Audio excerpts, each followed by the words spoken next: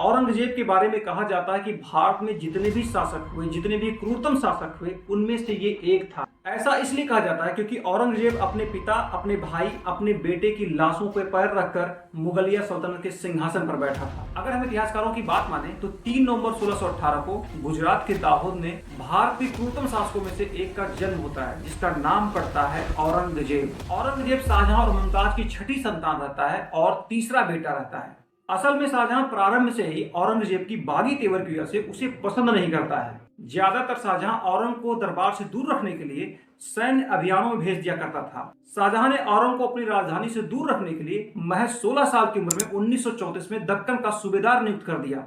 लेकिन इसके उलट शाहजहां अपने बड़े बेटे दारा शिकोह को अपने पास रखता था, दरबार में रखता था, उसे किसी भी सैन्य अभियान में नहीं भेजता था। लेकिन आगरा के राजमहल में सत्ता के संघर्ष की नींव उस वक्त पड़ती है जब शाहजहां ये घोषणा करता है कि अगला हिंदुस्तान का बादशाह उसका बड़ा बेटा दारा शिकोह होगा। जैसे ही इस घोषणा की खबर शाहजहां के बाकी बेटों के पास पहुंचती है, वो इस बात से सहमत नहीं होते हैं और इसमें सबसे ज्यादा प्रतिरोध करता है औरंगजेब।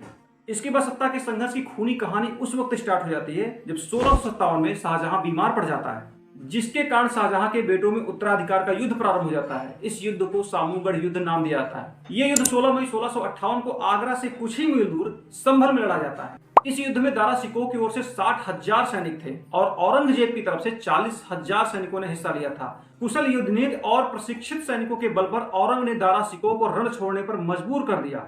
दारा शिकोह दिल्ली होते हुए लाहौर फिर गुजरात भाग गया।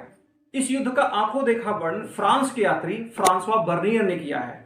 यह युद्ध औरंगजेब के लिए निर्णायक साबित होता है। इस युद्ध के बाद उसने अपने पिता शाहजहां को कैद कर लिया। शाहजहां को बंदी बनाने में उसके बेटे सुल्तान ने भी काफी योगदान किया था। औरंगजेब ने अपने पिता शाहजहां को 8 साल तक कैद में रखा और उस 8 साल के दौरान कभी भी वो अपने पिता से मिलने नहीं गया। यहाँ तक कि जब शाहजहां की मृत्यु हो जाती है तो उसके जनाजे को कंधा तक नहीं देने जाता है। इतिहासकारों की बात माने तो शाहजहां के जनाजे को कंधा वहां के कुछ किन्नर ने दिया था। दारा शिकोह सामूगढ़ युद्ध हारने के बाद एक बार फिर से गुजरात के गवर्नर से मदद लेता है, सेना तैयार करता है और फिर से औरंगजेब से युद्ध करता है, लेकिन इस बार भी वो हार जाता है और अंत में वह सिंध भाग गया। लेकिन अफगानी सरदार मोहम्मद बख्शी और मलिक जीत ने धोखे से दारा शिकोह को औरंगजेब को सौंप दिया।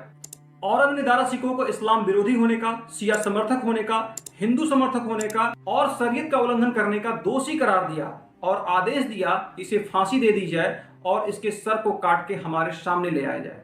औरंगजेब के इस आदेश के बाद फतेहाबाद में 30 अगस्त 1959 को दारा शिकोह को फांसी दे दी जाती है। उसकी गर्दन को काट दिया जाता है और उस कटी हुई गर्दन को औरंगजेब के सामने लाया जाता है। औरंगजेब की क्रूरता यहीं तक नहीं रुकती है, वो अपने भाई के सर का प्रदर्शन पूरे शहर में करवाता है, थाली में सजवाता है और अपने पिता शाहजहां के पास भिजवाता है। कुछ इतिहासकारों का मानना है कि औरंगजेब ने दारा शिकोह के कटे सर का प्रदर्शन इसलिए करवाया था कि लोगों के मन में डर बैठ सके, अगर वो सत्ता और धर्म के लिए वो अपने भाई के साथ ऐसा कर सकता है तो दूसरों के साथ वो क्या करेगा। औरंगजेब सत्ता के लिए इतना पागल हो चुका था कि सत्ता के बीच में जितने भी कांटे थे उनको निकाल देना चाहता था। वह एकदम रक्त पिपासु बन चुका था। उसने अपने दूसरे भाई मुराद बख्श को भी नहीं छोड़ा, जिसने दारा शिकोह को हराने में औरंगजेब की मदद की थी। मुराद बख्श पर शराब पीने का, अराजकता फैलाने का आरोप लगाया जाता है और 1661 में उसको जहर देके मार दिया जाता है। और इसके बाद औरंग अपने तीसरे भाई सुजा के साथ भी यही करता है।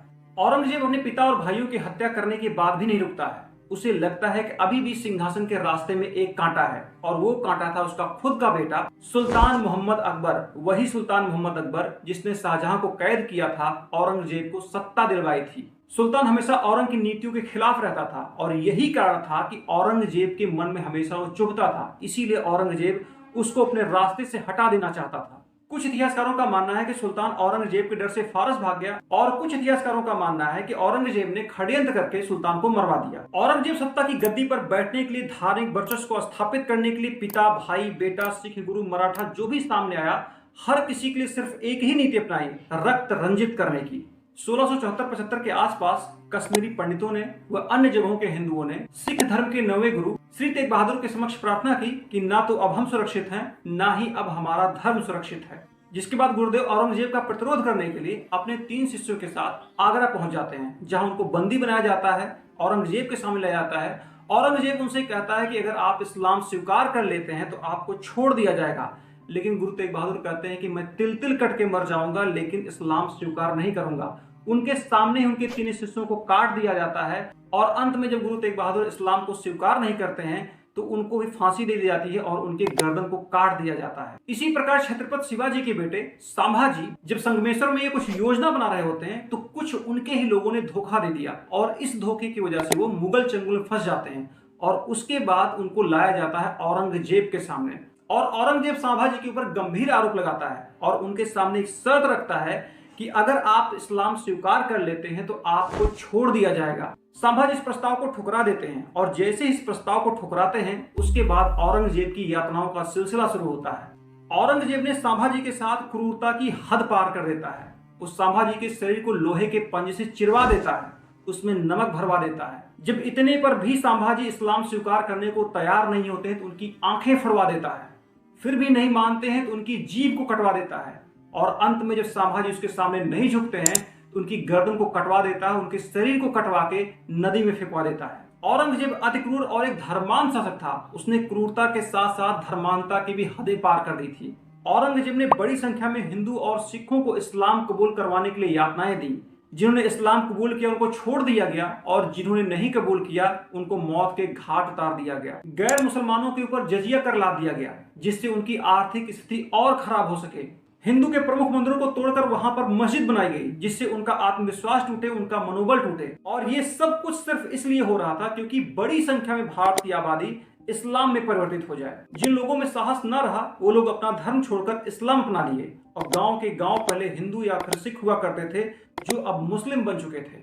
औरंगजेब के बारे में एक बात और कही जाती है कि औरंगजेब एक पक्का मुसलमान था। वो कुरान और शरीयत को अक्षरशः फॉलो करता था और उसी के अनुसार शासन चलाता था। अगर ये बात सच है कि औरंगजेब ने भारत पर कुरान और शरीयत के अनुसार शासन किया तो एक बार पूरी मानव सभ्यता को सोचने की जरूरत है। औरंगजेब ने सत्ता पाने के लिए और धर्म का वर्चस्व स्थापित करने के लिए उसने अपने पिता को नहीं छोड़ा, उसने अपने भाई को नहीं छोड़ा, उसने अपने बेटे को नहीं छोड़ा, यहाँ तक कि भारत की एक बहुत बड़ी आबादी को काट कर सिर्फ इसलिए रख दिया क्योंकि उन्होंने इस्लाम स्वीकार करने से मना कर दिया।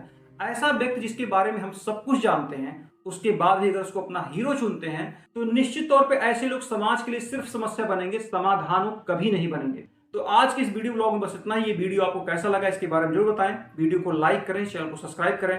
धन्यवाद।